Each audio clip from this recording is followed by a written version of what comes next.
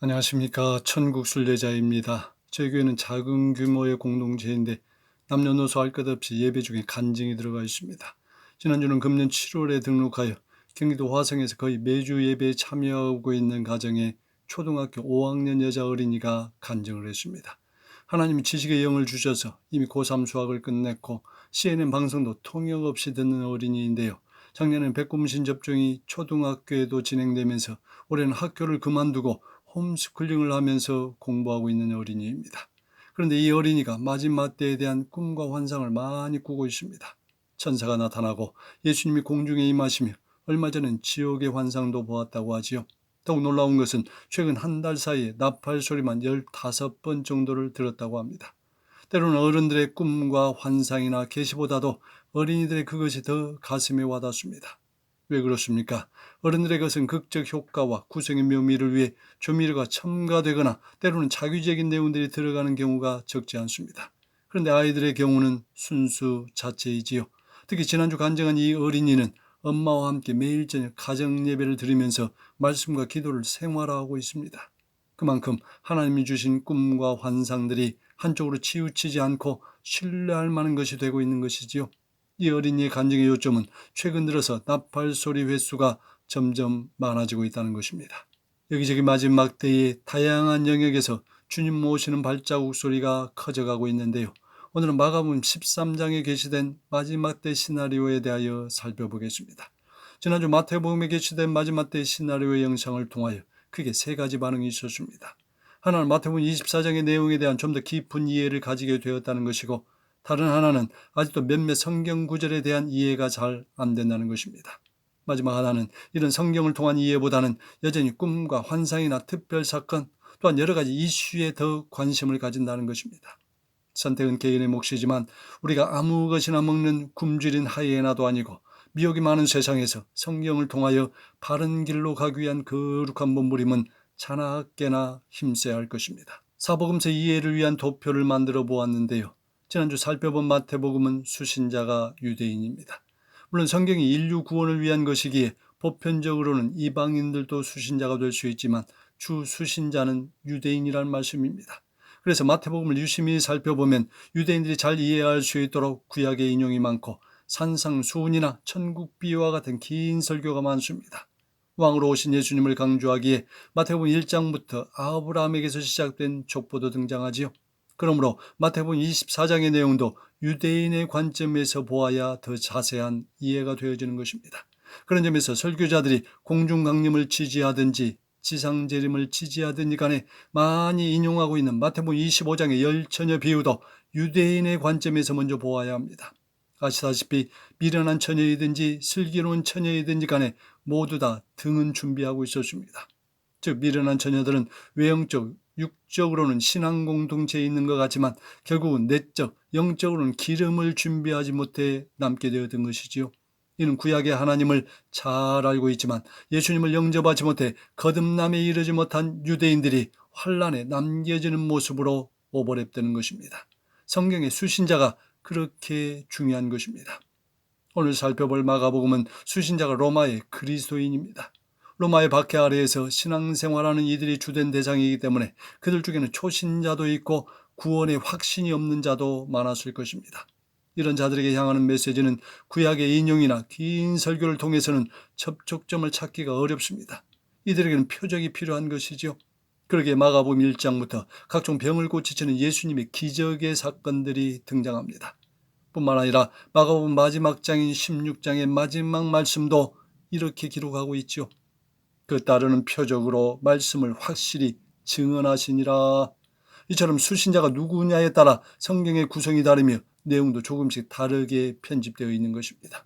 마가복음의 수신자를 7년 환란의 관점에서 볼 때 초신자나 구원의 확신이 없는 로마의 그리스도인들 중에는 거듭난 신앙인이 되어 환란에서 데려감을 당하는 자들도 있겠지만 거듭나지 못해 육적인 신앙에 머물러 환란을 통과해야 할 자들도 있을 것입니다. 이런 이해를 가지고 종말장인 마가복음 13장을 보시겠습니다. 지난주처럼 마가복음 13장을 7년 환란 시나리오의 관점에서 살펴보려고 합니다. 마가복음 13장의 종말장은 마태복음 24장의 내용과 마찬가지로 AD 70년에 부분 성취되었습니다. 그러나 예수님의 재림 시나리오를 위한 세부적인 사항들은 아직 온전히 성취되지 않았으며 구체적인 성취를 위하여 역사의 시나리오가 지금 계속해서 전개되고 있습니다. 마태복음 24장과 비교해 볼 때 마가복음 13장의 내용은 거의 흡사합니다. 다른 점이 있다면 밑줄 친 부분들인데요. 재난이 시작이 되어질 때에 가족의 핍박이 있다는 것과 끝까지 견디는 자는 구원을 받는다는 표현, 그리고 이 종말 교훈을 마감하면서 깨어있으라는 표현이 4차례 등장한다는 점입니다. 지난주 말씀드린 것처럼 저는 아직 요한계시록의 7위는 떼어지지 않았다고 봅니다. 마가복음 13장에는 7절과 8절 사이, 즉 미혹과 난리와 난리 소문과 전쟁과 지진과 기근 사이에 이방인의 공중강림 사건이 예상됩니다. 백고문신을 통한 많은 이들의 미혹, 러시아를 비롯한 저 멀리서 들려오는 난리와 난리 소문, 이 여정의 끝에 전 세계적인 전쟁이 벌어지고 그 전에 거듭난 이들의 공중강림이 있지 않을까 조심스레 예측해 봅니다. 이렇게 복음서의 종말장을 세부적으로 나눈 주된 원인도 지난주에 말씀드렸지요. 바로 다니엘 9장 27절의 말씀이 인용된 마가복음 13장 4절에 멸망에 가증한 것이 서지 못한 것에 선 것을 보거든이라는 말씀입니다. 전 3년 반 후에 발생하는 사건이지요. 24절 이하에 등장하는 해가 어두워지며 달이 빛을 내지 아니하고 별들이 하늘에서 떨어지는 사건도 공중강림, 즉 휴거 직전의 현상이 아닌 지상 재림 때의 모습이라고 했습니다. 왜냐하면 이 내용이 바로 24절 시작인 그때의 그 환란 후라는 말씀으로 이어지기 때문이지요. 이런 한글 문장의 이해는 초등학생도 가능할 것입니다. 간혹 마태복음 24장의 경우처럼 마가복음 13장 24절부터 27절을 공중강림, 즉 휴거 사건으로 주장하는 이들 중에 예수님은 휴거 때 구름을 타고 오시고 재림 때는 백마를 타고 오신다는 것으로 구분하기도 합니다. 이러한 견해는 공관복음에서 나오는 대환란 후에 예수님의 재림의 사건을 휴거라고 못 박아버린 고정관념에서 비롯된 것입니다. 한 예로 아시다시피 예수님의 가상칠언이 십자가 위에서 7마디 말씀인데요. 만약 우리가 마태복음이나 마가복음의 내용만 알고 있다면 거기서 가상칠언은 단 한 말씀밖에 등장하지 않습니다. 엘리 엘리 라마 사박다니, 나의 하나님 어찌하여 나를 버리시나이까.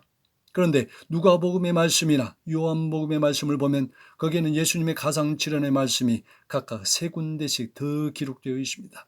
즉 사복음서의 전체를 보아야 가상칠언 7마디를 모두 알 수 있다는 것입니다. 마찬가지로 예수님의 지상 재림의 묘사 역시 요한계시록 19장의 내용만을 고집하며 인지하고 있다면 예수님의 재림은 백마 타고 오시는 예수님밖에 떠올릴 수 없습니다. 그런데 공관복음인 마태복음 24장, 마가복음 13장, 누가복음 21장의 내용을 시간 순서대로 보면 예수님의 지상 재림의 사건에는 구름을 타고 큰 권능과 영광으로 오는 것도 추가됩니다. 다시 말해 구름 속에서 백마 타고 오시는 예수님의 재림의 장면이 한층 더 위엄있고 영광스럽게 묘사되는 것입니다. 그렇다면 예수님의 공중강림의 모습은 어떠할까요? 대표적인 공중강림인 휴거의 장면으로 알려진 데살로니가전서 4장 17절은 이렇게 말씀합니다. 그 후에 우리 살아남은 자들이 먼저 일어나고 구름 속으로 끌어올려 공중에서 주를 영접하게 하시리니.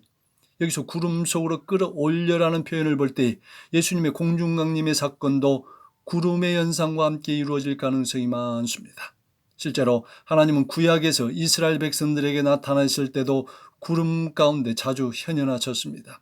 예수님의 승천 사건을 묘사한 사도행전 1장 9절의 말씀도 저희 보는 데서 올리워 가시니 구름이 저를 가리워 보이지 않게 하시더라라고 기록되어 있죠. 요약하면 중요한 순간마다 구름은 항상 등장하고 있습니다. 지금 마지막 때입니다. 영상 초반에 말씀드린 것처럼 한 달 새에 나팔소리를 15번 들은 어린이처럼 지금은 꿈과 환상도 많고 지혜와 계시의 영도 더 활짝 열리고 있는 때입니다. 그런데 오랫동안 거의 세뇌되다시피 한 고정관념, 책이나 유명인에게서 배우거나 들은 사고의 틀을 내려놓지 않으면 성경의 많은 내용들은 여전히 미지의 영역으로 남아있게 됩니다.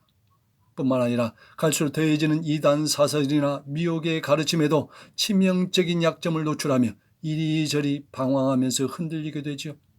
기억하십시오. 우리 안에 진리의 성령님이 계십니다. 꾸준한 말씀과 기도 가운데 거하면 성령께서 많은 부분들을 열어주십니다.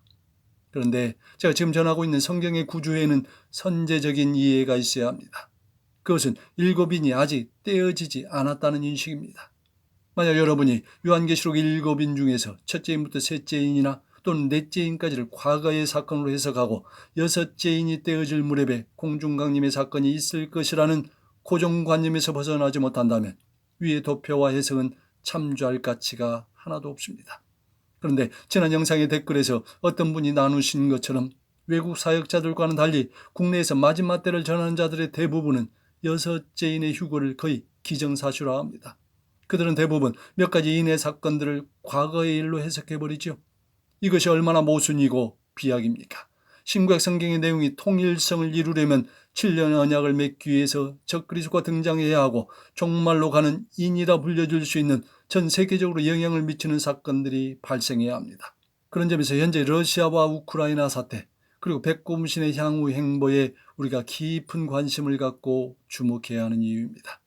추가로 말씀드릴 것은 마태복음과 마가복음에 공통적으로 기록된 내용 중에 그날과 그때는 아무도 모르나니라는 구절이 있습니다.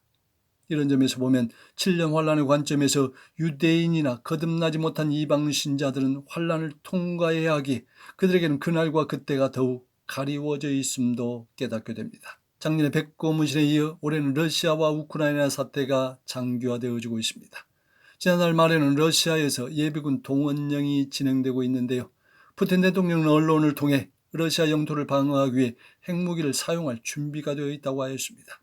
그래서 미국이나 나토, 그의 핵을 가지고 있는 나라들 때문에 러시아에서는 제한된 타격을 목적으로 하는 소형 핵무기나 전술 핵무기를 사용할 가능성이 점차 높아지고 있는데요. 이에 지난주 미국이나 러시아에서는 방사능 피폭에 대비하기 위한 용도로 요도와 칼륨을 긴급하게 대량 구매하기도 했습니다. 안타까운 것은 우리 주변의 수많은 징조들에도 불구하고 많은 이들이 깊은 잠을 자고 있다는 것입니다. 여기저기 불법과 불의와 분쟁, 추악과 탐욕과 악의가 가득합니다. 이 세상이 끝을 향해 가고 있는 지금 우리들은 자나깨나 깨어있어야 합니다. 오늘 마가복음 13장의 33절 이하에서도 깨어있으라는 말이 무려 4차례나 언급되고 있습니다. 마지막 때의 교훈의 마지막이 깨어있으라는 것은 그만큼 시사하는 바가 크다 할 것입니다. 아무쪼록 좌우로 치우치지 마시고 이 마지막 때의 여정의 끝에서 우리 주 예수님을 뵙는 은혜가 모두 다 가득하시길 바랍니다. 할렐루야.